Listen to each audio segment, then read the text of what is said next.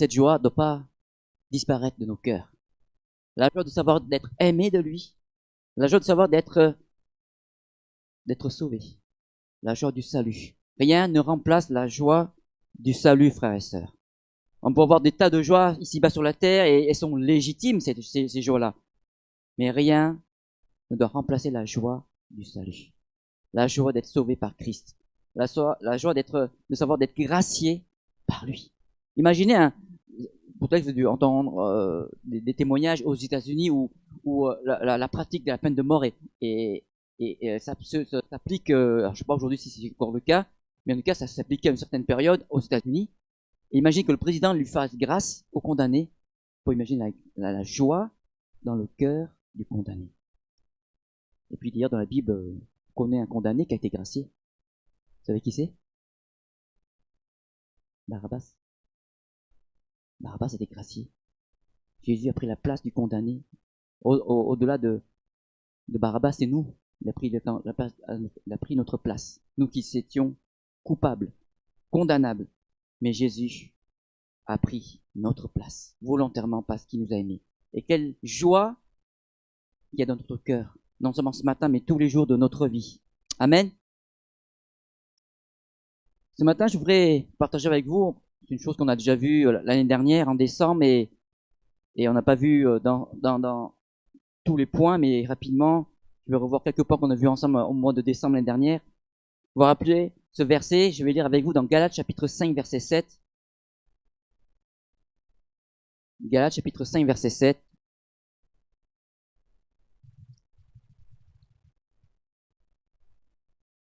Il est dit, vous courez bien. Qui vous a arrêté pour vous empêcher d'obéir à la vérité? C'est-à-dire, pourquoi votre course s'est-elle arrêtée? Pourquoi votre marche s'est-elle arrêtée comme si, d'une manière brusque, je ne sais pas.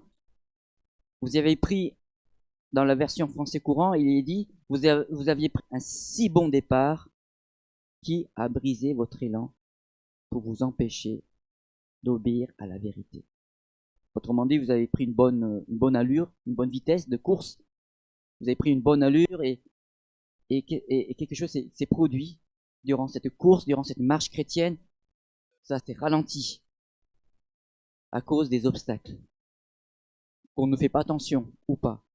Et si on ne veille pas, ces obstacles peuvent nous faire tomber et arrêter notre course. Et rapidement, je vais voir avec vous quelques obstacles ce matin. Rapidement, ce verset qui nous dit dans 1 Corinthiens 10, 12, c'était comme un rappel, comme une rappel, une mise en garde, être prudent. Il est dit dans 1 Corinthiens 10, 12, ainsi donc que celui qui croit être debout prenne garde de tomber. C'est pas parce qu'un jour on est passé, on s'est converti, c'est pas parce qu'un jour on a donné notre cœur à Jésus, c'est pas parce qu'un jour on est passé par les eaux du baptême que le salut est calé sur, c'est comme gravé sur du marbre et que c'est bon, c'est acquis comme un diplôme du baccalauréat, c'est bon, j'ai acquis le salut, je peux aller au ciel maintenant, quoi que je fasse. Vous êtes d'accord avec moi? Non. Hein. J'ai mon salut, c'est bon, je peux faire n'importe quoi maintenant. Non. Mais non. Que celui qui croit être debout prenne garde de tomber parce que il faut aussi tous les jours travailler à notre salut. Il faut tous les jours veiller sur notre cœur pour que nous ne puissions pas sortir de ce chemin que Jésus a tracé pour nous, un chemin de justice, un chemin de vérité, un chemin qui va nous conduire jusqu'au ciel. Mais durant ce chemin, ce parcours sur la terre, on peut en dévier et c'est à nous de veiller. À nous de veiller sur notre marche de tous les jours, à nous de veiller sur notre cœur pour ne pas que le jour arrivé à la porte du ciel, que Jésus ne dit pas, lorsque il dit aux uns aux autres, bon et fidèle serviteur, entre dans l'âge de ton maître. Vous voyez, qu'ils ne disent pas le contraire.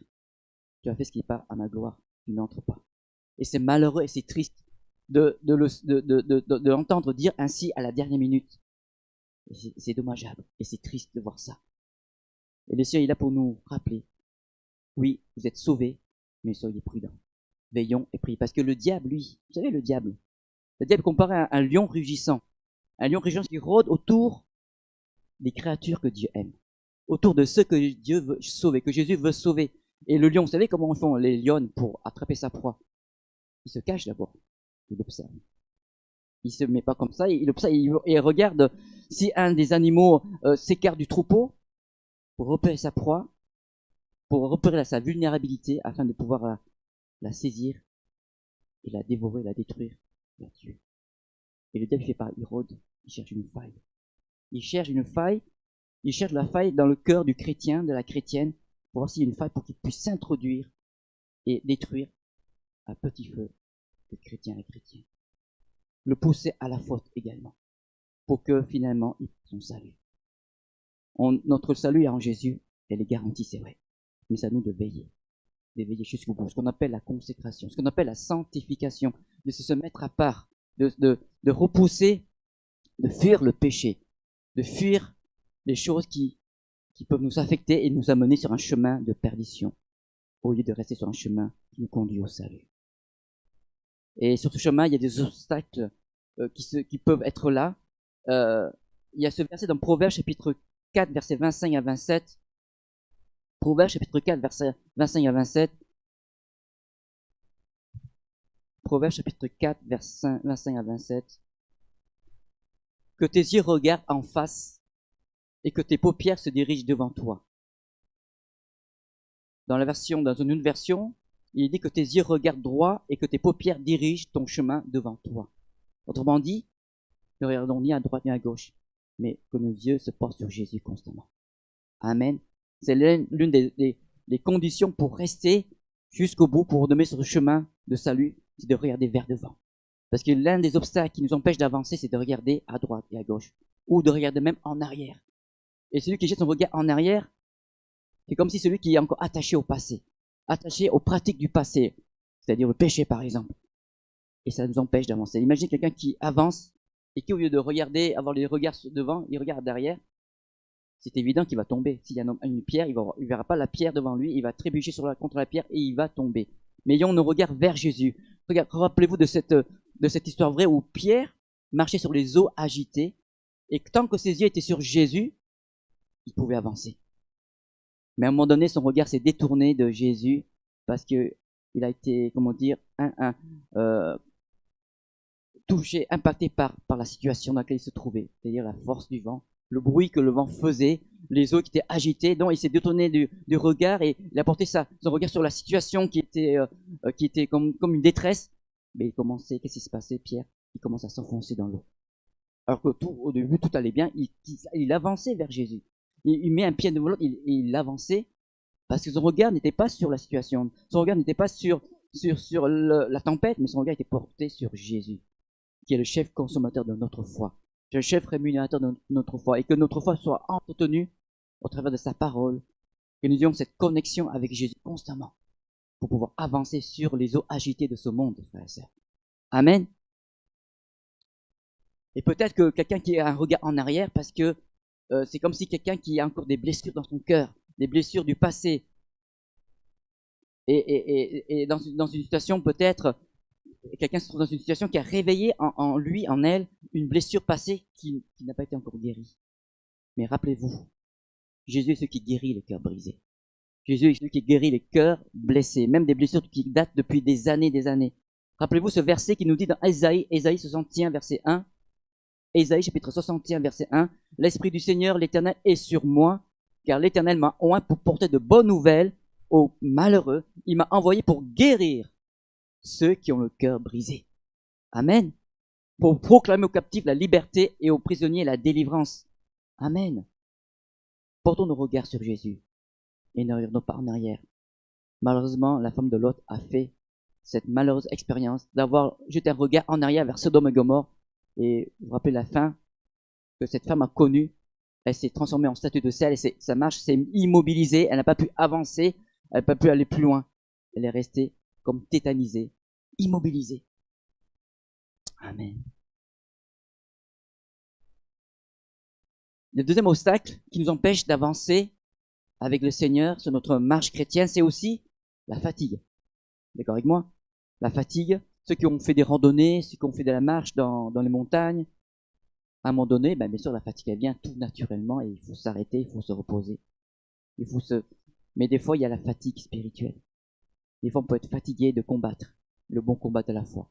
On peut être lassé de combattre le bon combat de la foi. Mais rappelez-vous, dans le psaume 91, verset 1er, vous vous rappelez de ce verset? Psaume 91, verset 1er, il est dit, « Celui qui demeure sous l'abri du Très-Haut repose à l'ombre du Tout-Puissant. » Amen. Celui qui demeure sous l'abri du Très-Haut repose à l'ombre du Tout-Puissant. Si tu es fatigué, demeure en Jésus. Jésus qui, d'ailleurs, a dit lui-même dans Matthieu 11, 28, « Venez à moi, vous tous qui êtes fatigués et chargés, et je vous donnerai du repos. » Amen. Venez à lui, c'est lui qui donnera le repos. Celui qui donne la paix, c'est le prince de la paix. C'est lui qui donne cette paix dans notre cœur. Et reposons-nous dans cette paix qui est en Jésus. Amen. Si vous êtes fatigué spirituellement, réfugions-nous dans la parole de Dieu. Au lieu de s'appuyer sur les hommes, appuyons-nous sur la parole du Seigneur, sur les promesses de Dieu. Réfugions-nous dans le Seigneur, dans le creux de sa main. Amen, ses mains percées. Certains, malheureusement, peut-être, lorsqu'ils sont fatigués, sont tentés, et la tentation est grande, de s'arrêter en cours de chemin et de s'arrêter et de s'asseoir sur un banc, mais pas n'importe quel banc, des fois dans un banc de ce monde. Ce verset premier du chapitre premier des livres des psaumes, rappelez-vous de ce psaume premier, verset premier, « Heureux l'homme qui ne marche pas selon le conseil des méchants, qui ne s'arrête pas sur la voie des pécheurs et qui ne s'assied pas en compagnie des moqueurs. » Mais malheureusement, des fois quand on est fatigué, on a peut-être cette tentation de s'arrêter, d'arrêter notre marche et de s'asseoir en compagnie des moqueurs, sur les bancs des moqueurs. Et ainsi, ça nous parle de quoi? De ceux qui, malheureusement, au lieu de rester persévérants dans le Seigneur, au lieu de se réfugier dans le Seigneur, certains se réfugient dans ce monde et retournent dans le monde, malheureusement. Et c'est la chose qu'il ne faut pas faire. Et la Bible nous le rappelle dans ce psaume chapitre 1er, verset 1er, « Heureux l'homme qui ne marche pas selon le conseil des méchants. » Le bonheur, la joie réside dans le fait dans le fait que on ne marche pas selon le conseil des méchants. On ne doit pas s'arrêter sur la voie des pécheurs et que l'on ne doit pas, s'asseoir en compagnie des moqueurs. Amen. Trouve le repos dans le Seigneur. Si tu as des solutions pour trouver une solution à tes problèmes, ne te tourne pas vers le monde, mais tourne-toi vers Jésus. Ne te réfugie pas dans ce monde, mais réfugie-toi dans le main d'amour du Seigneur. Amen. Qui sait nous consoler, qui sait nous fortifier. Dans Isaïe chapitre 40, verset 29, rappelez-vous de ce verset qui nous dit, à Isaïe chapitre 40, verset 29, « Il donne de la force à celui qui est fatigué, et il augmente la vigueur de celui qui tombe en défaillance. » Qui ne connaît pas de défaillance dans sa vie? Qui ne connaît pas de fatigue? Les adolescents se fatiguent et se lassent. Ça vous arrive, les jeunes? Vous êtes fatigués, non? Ah, je me lasse de réviser les contrôles. Hein? Léna me dit, elle me confirme, oui, c'est fatiguant, c'est lassé. Les adolescents se fatiguent et se lassent, et les jeunes hommes chancellent. Mais écoutez bien ce verset 31 qui doit nous encourager, qui doit nous exhorter à le faire ainsi. Mais ceux qui se confient en l'Éternel renouvellent leur force. Amen. Ils prennent le vol comme les aigles. Ils courent et ne se lassent point. Ils marchent et ne se fatiguent point. Autrement dit, celui qui se confie en l'Éternel ne se fatiguera jamais. Parce que durant sa marche, Dieu renouvelle ses forces. Dieu lui donne des forces au fur et à mesure qu'il avance avec lui, malgré la fatigue causée par différentes choses, malgré le combat spirituel qui est accablant peut-être, qui est dur, difficile, mais celui qui se confie en l'Éternel pendant sa marche, pendant son combat spirituel, ses forces sont renouvelées. Amen. Ils prennent le vol comme les aigles. Ils courent et ne se lassent point. Pourquoi l'aigle? Pourquoi l'aigle? L'aigle, quand on observe un aigle voler, il est majestueux quand il déploie ses ailes. Hein? L'aigle est le symbole, et on peut dire que c'est comme le symbole de la puissance, de la vigueur, de la force, de la liberté.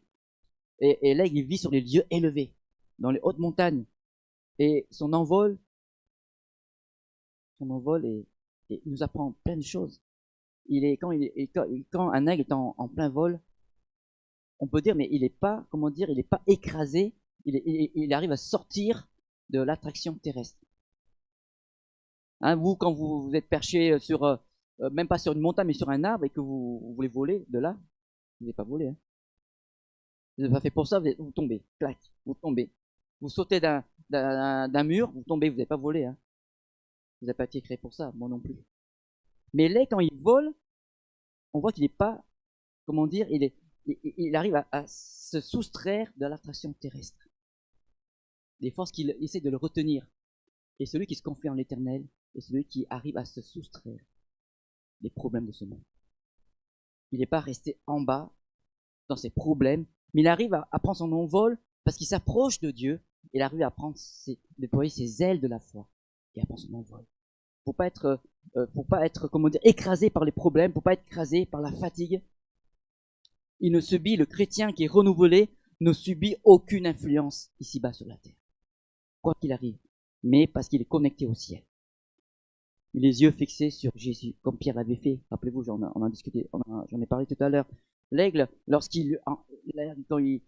l'aigle a une particularité, c'est qu'il a une vision perçante. Il voit de loin sa proie à des kilomètres. Et le chrétien qui se confie en Dieu a une vision renouvelée également. Une vision renouvelée. Ses forces sont renouvelées et il n'est pas écrasé par la fatigue. Il vit sur les lieux élevés, cachés en Christ. Et sa vision spirituelle est renouvelée. Il voit bien, il voit au-delà, il sait discerner. Il est comme un aigle, il sait discerner, il voit des choses de loin, et il voit le danger de loin aussi. Et celui qui se confie en l'Éternel peut voir le danger qui peut venir avant qu'il arrive.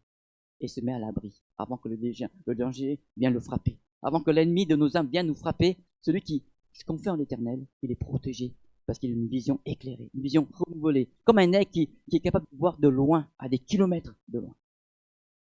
Et c'est nécessaire de pouvoir bien voir de loin, afin de prévenir des dangers, afin de se mettre à l'abri, ou bien afin de prévenir le danger qui peut guetter un frère, une sœur, ou quelqu'un de votre entourage, et de se mettre en prière pour le frère, la sœur, ou pour la personne que vous connaissez dans votre entourage, et de prier pour lui, pour elle.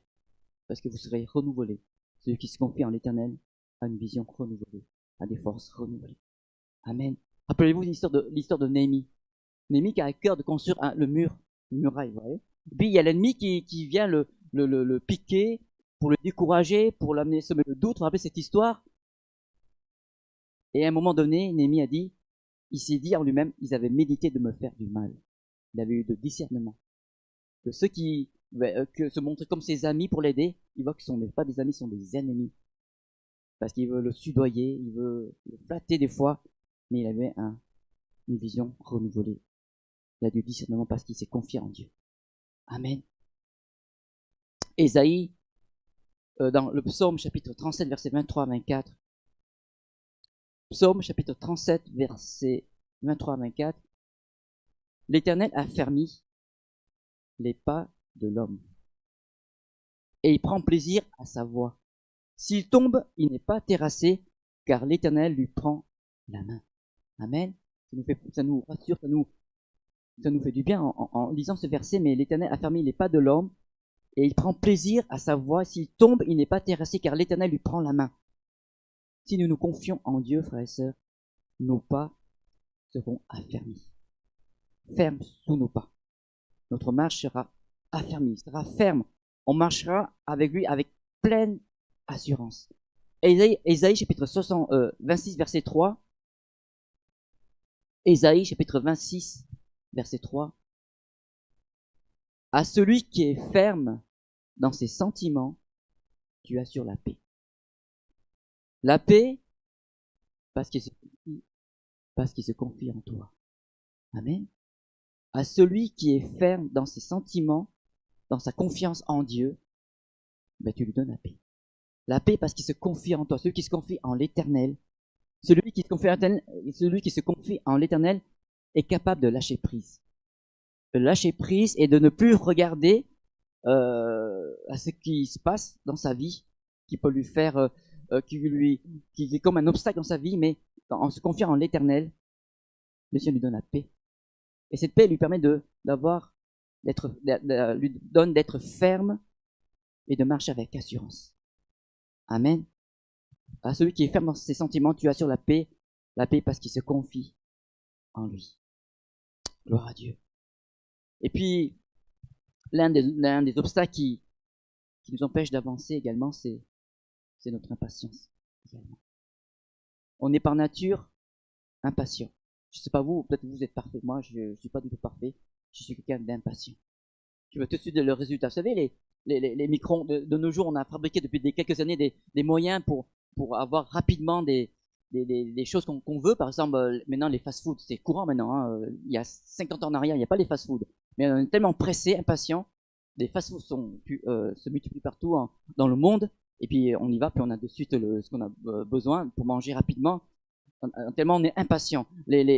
Pareil, les machines de distributeurs de pizza, pareil, au lieu de perdre du temps, vous allez dans un appareil, puis vous payez, hop, vous avez la pizza.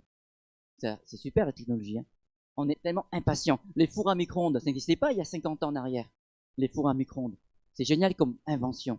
Et puis il suffit de chauffer un plat, et puis en 5 minutes, moins de 2-3 minutes, on a le plat chauffé. C'est impeccable. Tellement qu'on est impatient. Et on est par nature des personnes impatientes. L'impatience conduit, malheureusement, à l'agitation. Et l'agitation conduit à la fatigue. Dieu nous met en guerre contre cette impatience. Rappelez-vous dans Proverbes chapitre 19, verset 2. Proverbes chapitre 19, verset 2. Celui qui précipite ses pas tombe dans le péché. Autrement dit, celui qui précipite ses pas sort du plan de Dieu. Le péché, c'est être en dehors du plan de Dieu. C'est manquer l'objectif. Dans une autre version, celui qui se hâte les pieds s'égare. Vraiment, faisons attention à notre impatience, à notre nature impatiente. Mais au contraire, apprenons à patienter. Jérémie, dans ses Lamentations, chapitre 3, verset 26, il est dit, Lamentations, chapitre 3, verset 26, Jérémie disait dans ses Lamentations, il est bon d'attendre. Déjà, bon d'attendre, c'est pas facile à attendre.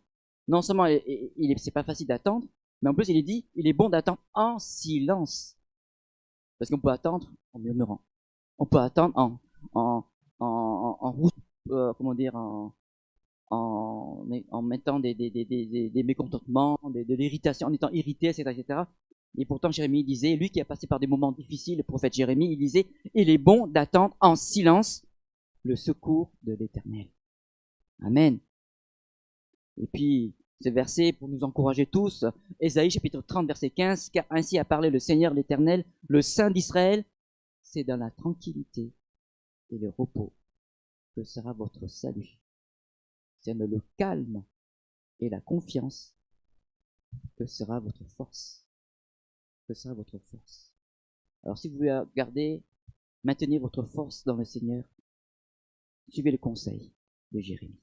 Suivez le conseil d'Ésaïe, ce verset qui nous dit, c'est dans le calme et la confiance que sera votre force. Même si la détresse, elle est là, même si la détresse, elle est grande, même si la situation est compliquée, c'est dans le calme et la confiance que sera votre force. C'est là qu'il va nous tenir, le Seigneur. On a besoin tous d'apprendre à être patient, moi le premier. À être patient, à attendre patiemment le secours de l'Éternel. Dieu est bon, Dieu est grand. Et puis, notre obstacle qui nous empêche d'avancer également, ce sont, évidemment, vous savez tous, c'est les soucis. Les soucis, les tracas, les inquiétudes peuvent paralyser notre marche chrétienne. Les soucis peuvent même nous angoisser, nous apporter de l'angoisse dans notre cœur et nous empêcher de trouver la paix du cœur. Les soucis peuvent nous tourmenter et nous empêcher de trouver le sommeil les nuits. À force de ressasser, d'entretenir les soucis, mais qu'est-ce qui se passe? On n'avance plus, on va finir par s'arrêter. Notre marche chrétienne va finir par s'arrêter.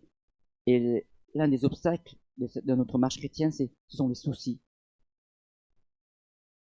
Philippiens chapitre 4, versets 6 à 7. Philippiens chapitre 4, versets 6 à 7. Ne vous inquiétez de rien. On le dit tous ça, mais ça ne peut pas nous inquiéter quand même. Hein.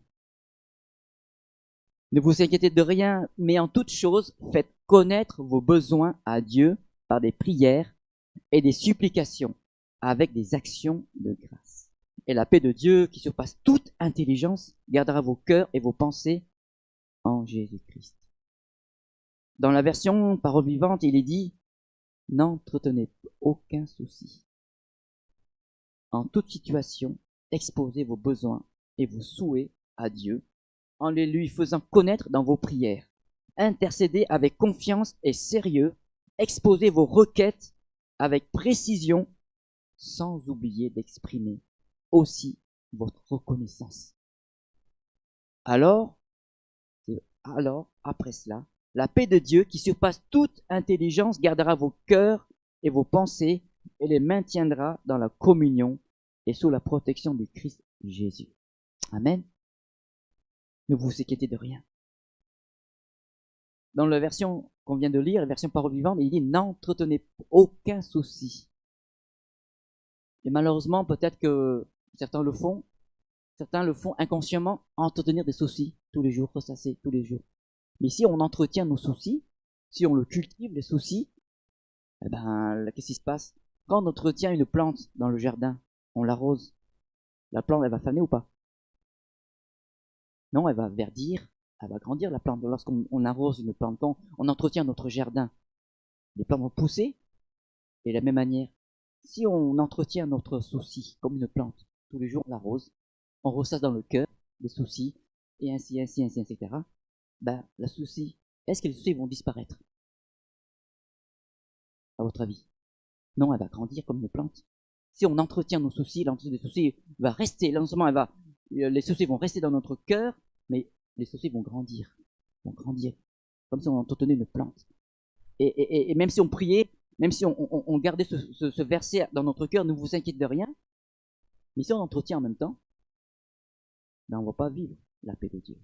On ne va pas vivre ce verset qui nous dit faites connaître à Dieu tous vos besoins et la paix de Dieu qui surpasse toute intelligence. Et après on se pose la question, mais pourquoi Seigneur, je n'ai pas la paix?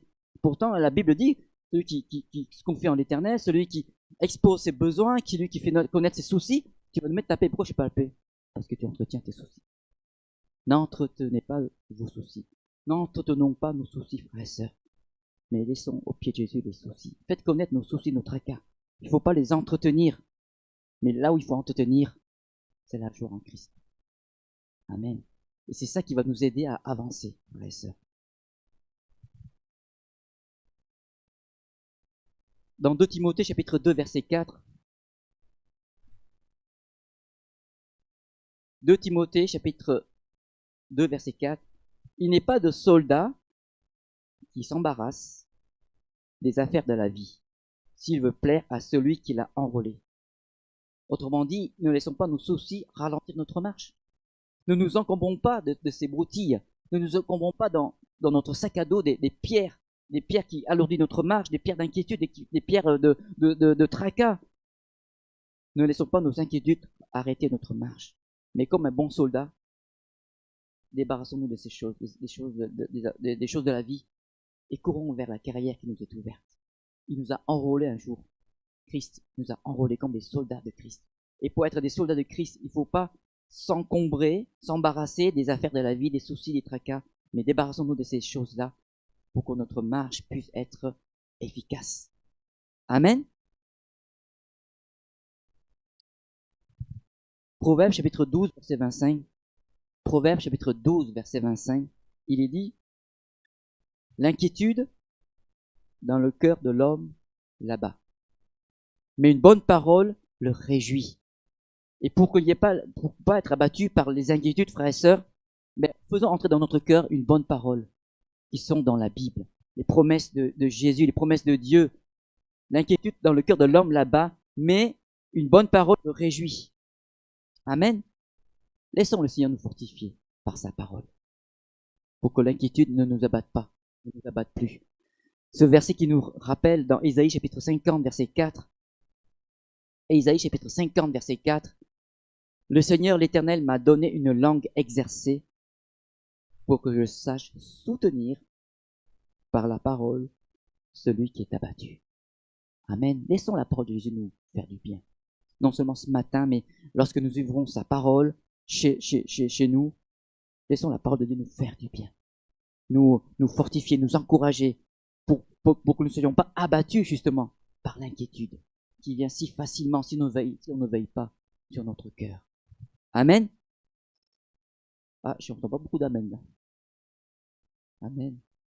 Et puis, un des autres obstacles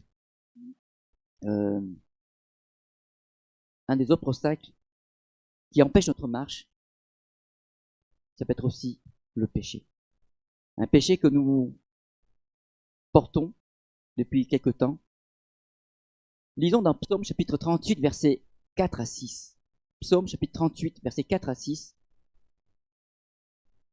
Il n'y a rien, c'est David qui le dit, il n'y a rien de sain dans ma chair à cause de ta colère. Il n'y a plus de vigueur dans mes os à cause de mon péché, car mes iniquités s'élèvent au-dessus de ma tête, comme un lourd fardeau, comme une pierre pesante. Elles sont trop pesantes pour moi. Mes plaies sont infectes et purulentes. Par l'effet de ma folie, je suis courbé, abattu au dernier point. Tout le jour, je marche dans la tristesse. Ma marche est comme ralentie par la tristesse. Ma marche est comme ralentie, voire arrêtée à cause de ces pierres, à cause de ce péché que nous n'avons pas, peut-être pas confessé à Jésus. Mais un péché que nous gardons encore, que nous l'entretenons encore, et Jésus le voit, ces choses-là. C'est à nous de tout déverser à pied de Jésus, de tout confesser à Jésus ses péchés, parce qu'il veut nous en délivrer. Mais si nous ne le laissons pas le faire, on aura toujours ce poids que nous portons, et ce poids-là ce fardeau-là va empêcher notre marche chrétienne. Ce verset qui nous dit mais la Bible nous rappelle cette belle promesse dans 1 Jean, chapitre 1er, verset 9. 1 Jean, chapitre 1er, verset 9. Mais si nous confessons nos péchés, il est fidèle. Et il sera toujours fidèle, il est fidèle et juste pour nous les pardonner et pour nous purifier de toute iniquité. Donc si nous gardons encore ce péché, ne tardons pas, mais venons à Jésus et lui confesser tous nos péchés. Parce qu'il prend plaisir à pardonner. Il prend plaisir il ne se lassera jamais de nous pardonner, parce qu'à la croix, il a tout accompli. Amen. Et si nous confessons nos péchés, il est fidèle et juste pour nous les pardonner et pour nous purifier de toute iniquité. Et c'est ainsi que notre fardeau, il n'y aura plus de fardeau et on pourra marcher léger. Le cœur léger. Dans le psaume chapitre 32, versets 1 à 5. Psaume chapitre 32. Versets 1er à 5.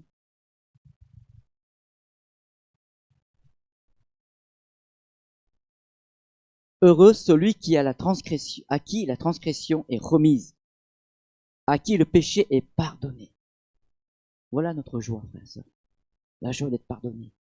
Heureux l'homme à qui l'Éternel n'impute pas d'iniquité, et dans l'esprit duquel il n'y a point de fraude. Tant que je me suis tué, tant que je garde mon péché, tant que je ne le confesse pas, tant que j'entretiens dans mon petit coin de mon cœur, chose que personne ne le voit, mais que lui seul peut voir. Tant que je me suis tué, mes os se consumaient, je gémissais toute la journée. Car nuit et jour ta main s'appesantissait sur moi, ma vigueur n'était plus que sécheresse comme celle de l'été.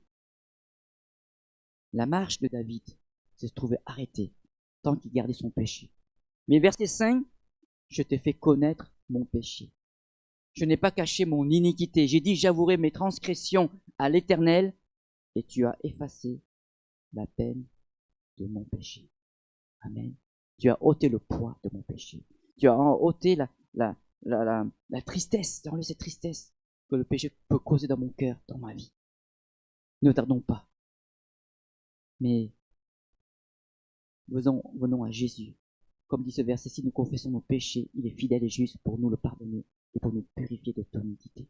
Donc ne nous embarrassons pas d'un péché, quel qu'il soit.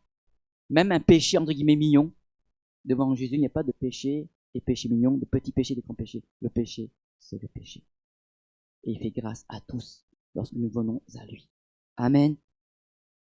Et puis un autre obstacle qui peut arrêter notre marche, ce sont les difficultés, les diverses épreuves. Vous savez, quelqu'un qui fait de la randonnée, ou surtout quand il gravit une montagne, lorsque les intempéries sont là, c'est difficile de poursuivre la marche. Lorsqu'il y a la tempête, la neige, le vent, la pluie, le froid ou la chaleur, ces choses-là sont comme des paramètres qui ralentissent notre marche. Ceux qui ont fait de la randonnée, ils le savent ça. Randonnée en montagne ou randonnée tout court, lorsqu'il y a de la tempête, lorsqu'il y a des vents forts, lorsqu'il y a de la neige, lorsqu'il y a des intempéries, c'est difficile d'avoir une marche avec une allure soutenue. Vous êtes d'accord avec moi? Et ces intempéries sur un plan spirituel, c'est comme ces intempéries sont nos diverses épreuves que nous pouvons rencontrer, que le chrétien peut rencontrer dans sa marche, durant sa marche. Et rappelez-vous cette histoire où Élie, on va pas lire le texte, mais Élie un jour a été comme découragé. Lorsque Jézabel, la femme d'Akab, lui a fait connaître qu'elle a menacé de mort parce qu'il a fait exterminer tous les faux prophètes de Baal. Et cette femme, la femme d'Akab, Jézabel, a voulu se venger et lui transmet une parole, une menace. Et cette parole a suffi pour décourager Élie. Rappelez-vous cette histoire. Et donc il a abandonné sa marche. Il voulait même abandonner son service pour Dieu. Il disait à Dieu, je ne suis pas meilleur que mes pères. Prends ma vie, je ne suis pas digne. Prends ma vie, Seigneur. Et il s'est arrêté en chemin, il a quitté son serviteur, il a laissé de côté son serviteur, vous vous rappelez, et allé dans le désert pour s'isoler. Pour s'isoler, parce qu'il était découragé. Et cette épreuve pour Élie, dans son cas, c'était comme un obstacle à sa marche chrétienne. Mais vous connaissez la suite de cette histoire, on ne va pas le lire, mais Dieu l'a fortifié. Dieu l'a fortifié, Dieu l'a restauré. Et la restauration lui a permis de reprendre la marche. Et sachez ceci, Dieu connaît vos difficultés. Dieu connaît vos épreuves. Dieu sait ce qui arrête votre marche. Dieu connaît votre découragement, votre envie de tout laisser tomber. Mais Dieu veut vous restaurer ce matin.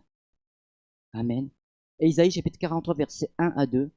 Et Isaïe chapitre 43, verset 1er à 2. Ainsi parle maintenant l'Éternel qui t'a créé, ô Jacob, celui qui t'a formé, ô Israël, ne crains rien, car je te rachète. Je t'appelle par ton nom, tu es à moi. Nous sommes à lui. Si tu traverses les eaux, je serai avec toi. Et les fleuves, ils ne te submergeront point. Si tu marches dans le feu, tu ne te brûleras pas, et la flamme ne t'embrasera pas. C'est facile de le lire, n'est-ce pas? Mais de le vivre, c'en est une autre. Et pourtant, rappelez-vous des 3 compagnons de Daniel qui étaient dans la fournaise ardente.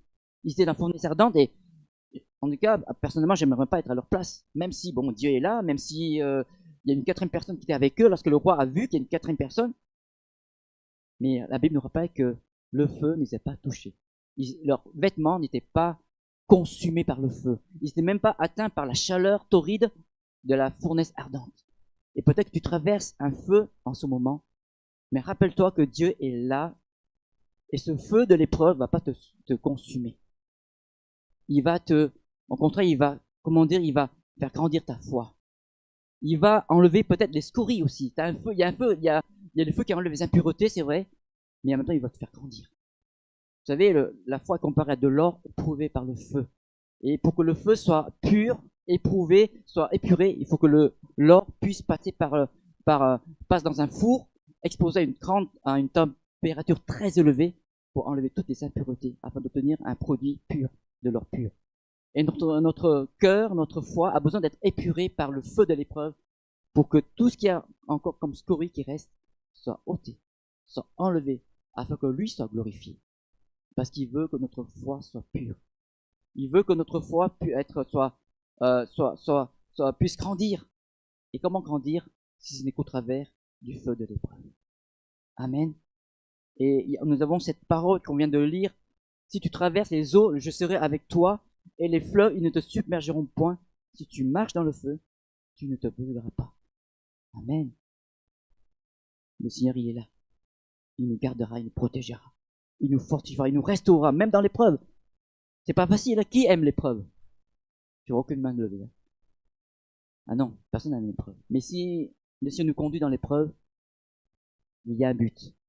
Si le Seigneur nous conduit dans un désert, il y a un but. Dieu a conduit son peuple dans le désert pendant 40 ans. Il y avait un but.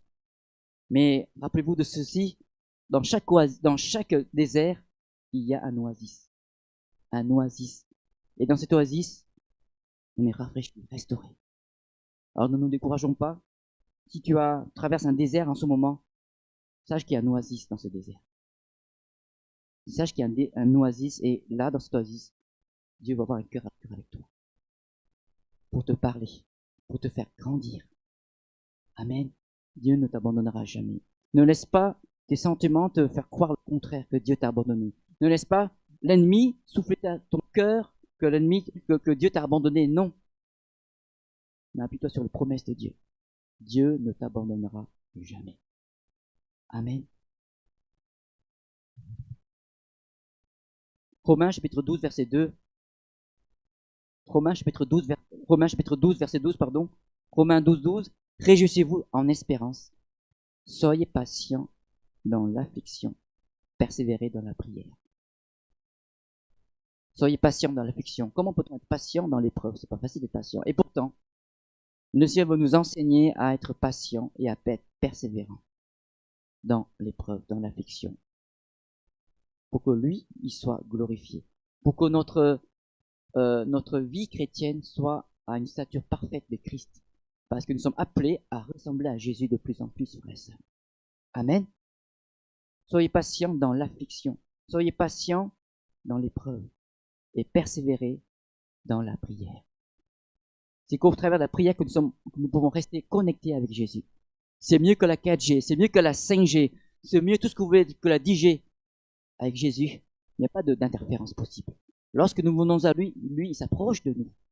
Amen. Gardons cette communion avec Jésus, même dans l'épreuve. Quand je pense à Joseph, je suis ébahi.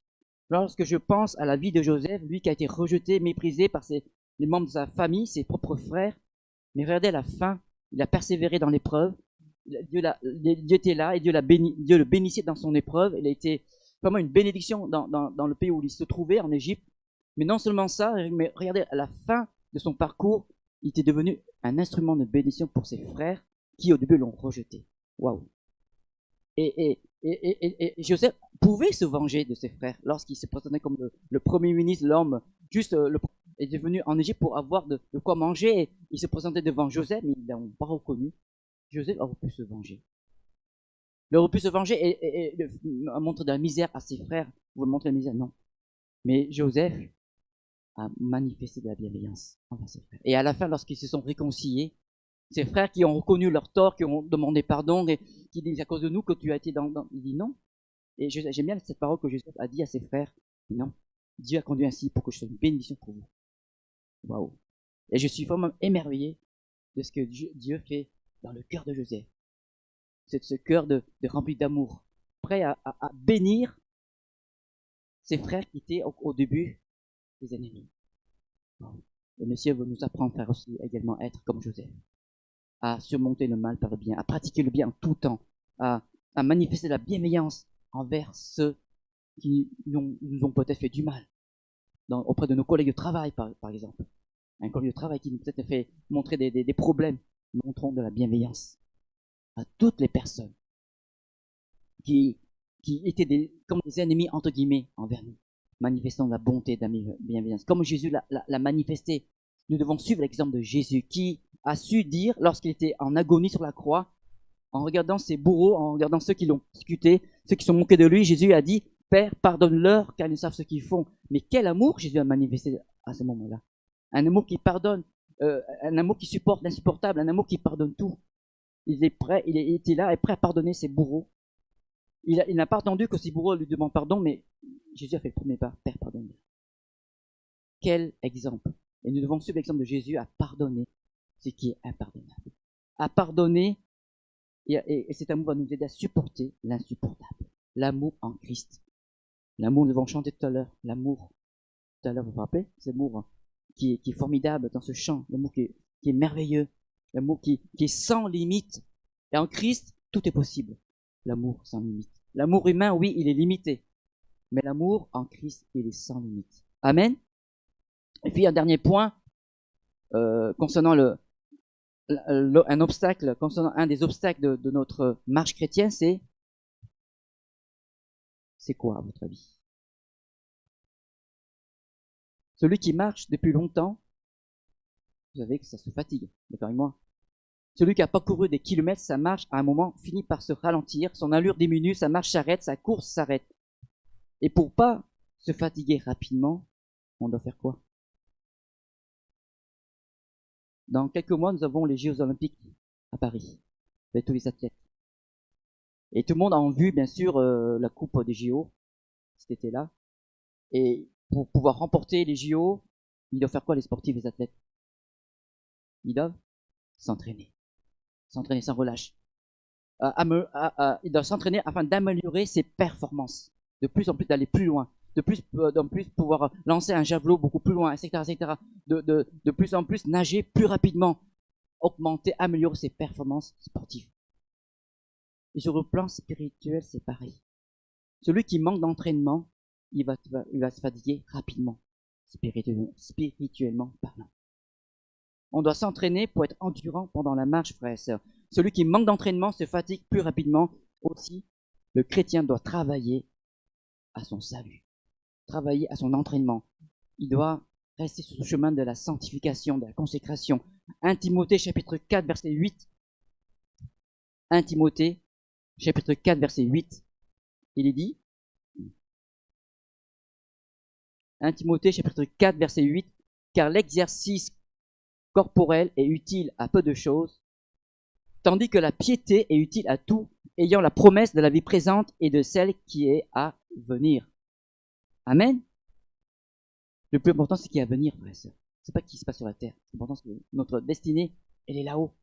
Et pour ça, il faut s'entraîner. Car l'exercice corporel est utile à peu de choses, même si elle est utile, mais elle est utile à peu de choses, mais tandis que la piété est utile à tout, ayant la promesse de la vie présente et de celle qui est à venir. Dans la version parole vivante, il est dit, l'exercice physique a son utilité, certes, mais elle est limitée. S'attacher à Dieu par contre, s'entraîner à vivre sa foi, voilà qui est essentiel. Cela te sera utile à tout et en toutes circonstances. En effet, l'attachement à Dieu détient à la fois les promesses pour la vie présente et celles pour la vie future. Amen. Entraînons-nous, frères et sœurs. Restons et maintenons cet exercice d'entraînement à vivre sa foi. Et pour que notre foi soit exercée, puisse grandir, il n'y a rien de mieux que des exercices d'entraînement. Et pour des exercices d'entraînement, il faut se mettre en situation d'immersion. Parce que quand on est dans un canapé, prend un petit café, je sais pas ce que vous faites pour vous reposer, vous êtes sur un canapé, vous allongez, vous reposez, et c'est bon de se reposer. Mais si on reste tout le temps reposé, est-ce qu'on va s'entraîner? Non, hein? C'est pas rester allongé sur un canapé, bien douillet, bien confortable qu'on va s'entraîner. Il faut se lever. Le sportif, l'athlète qui va aller aux Jeux Olympiques d'été, il va pas rester au canapé tout le temps, il va se lever, il va se discipliner, il va s'entraîner. Mais nous devons également nous entraîner, frères et sœurs. Jésus revient bientôt. Et nous devons être prêts lorsqu'il reviendra nous chercher. Jésus a dit une parole, trouverai-je de la foi sur la terre? De la même manière, que le Seigneur puisse trouver en nous, lorsqu'il reviendra nous chercher, trouver de la foi dans nous, frères et sœurs. Et je terminerai par ce verset en conclusion. Hébreux chapitre 12, versets 1 à 3. Hébreux chapitre 12, versets 1 à 3. Hébreux chapitre 12, versets 1 à 3. Nous donc aussi, puisque nous sommes environnés d'une si grande nuée de témoins, rejetons tout fardeau et le péché qui nous enveloppe si facilement, et courons avec persévérance dans la carrière qui nous est ouverte, ayant les regards sur Jésus, le chef et le consommateur de la foi, qui, en vue de la joie qui lui était réservée, a souffert la croix. A souffert pour nous, frères et sœurs. A souffert la croix, méprisé l'ignominie, et s'est assis à la droite du trône de Dieu. Considérez en effet celui qui a supporté contre sa personne une telle opposition de la part des pécheurs, afin que vous ne vous lassiez point, l'âme découragée. Amen. Nous avons dans la Bible des tas d'exemples d'hommes et de femmes qui ont rencontré des obstacles et qui ont su les surmonter en gardant la foi. en gardant confiance dans le Dieu de notre délivrance. Amen. Rejetons tout fardeau, ainsi que le péché qui nous enveloppe si facilement. C'est pour ça qu'il faut veiller constamment sur notre cœur. Vous savez, là, j'ai nos sœurs qui font souvent même les frères, hein, c'est pas arrivé, qui font le ménage chez eux, qui font la poussière. Si vous oubliez de faire la poussière sur vos meubles, vos bibelots, au bout de quelques jours, la poussière elle s'accumule sur un meuble. Vous êtes d'accord avec moi? Et au bout de quelques jours, quand vous vous mettez à faire de la poussière, à faire le ménage chez vous, quand vous secouez, oh, il y a une poussière qui s'envole surtout quand il y a la lumière du soleil qui vient dans la pièce, on voit la poussière qui est dans l'air. Et notre cœur doit être constamment dépoussiéré. Constamment. Si on ne veille pas, la poussière va s'accumuler et elle va faire comme une couche épaisse de poussière si on ne veille pas tous les jours. C'est à nous de veiller, frères et sœurs, pour que notre marche se passe dans de bonnes conditions, pour que notre marche chrétienne soit efficace, pour que, à la fin de notre marche, nous puissions trouver devant Jésus qui peut nous dire, bon et fidèle serviteur, entre dans la joie de ton maître. Amen. Te bénissons, Seigneur, pour ta bonté, ta fidélité. Merci, Seigneur, parce que tu ne nous laisses pas seuls durant cette marche. Tu vois, quand nous sommes fatigués, c'est toi qui vas nous porter. Tu vois, quand nous sommes affligés, c'est toi qui vas nous consoler, qui va nous restaurer. Merci, Seigneur, parce que tu es le bon berger. Comme le dit David dans le psaume 23, l'Éternel est mon berger. Je ne manquerai de rien. Seigneur, en toi, nous avons tout pleinement. Et en toi, je puis tout par celui qui me fortifie. Bénis ton Église. Bénis les frères et sœurs.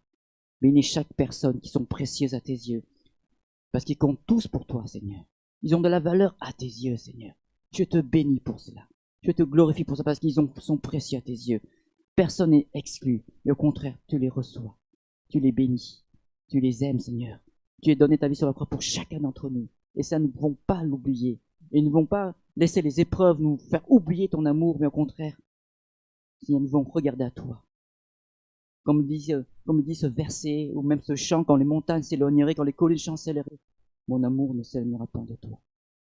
Alors je te bénis, Seigneur, pour ta fidélité que tu veux manifester encore dans cette nouvelle année 2024 pour nos cœurs, pour nos vies. Que ton nom soit glorifié. Amen. Alléluia. Gloire à Dieu. Voilà, se termine bien, se termine. Soyez bénis, bon retour.